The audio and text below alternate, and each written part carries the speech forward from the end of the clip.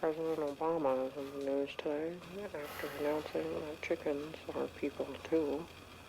The astounding revelation came after a radical chicken leader known as Cluck Cluck Bagala bombed the U.S. Embassy with chicken tenders.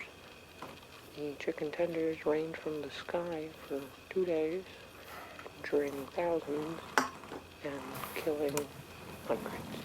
Chicken Prime Minister Cluck Cluck Cluck Cluck Cluck said in a statement today,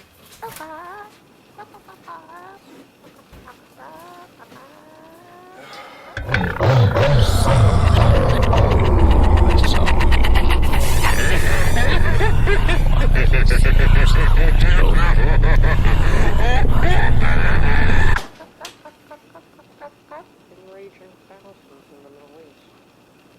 Help me! Help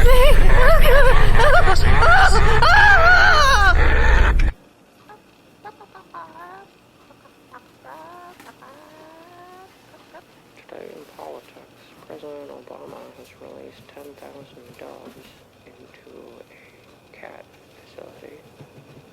Doves did not make it. In sports, all baseball is done. Now the complaint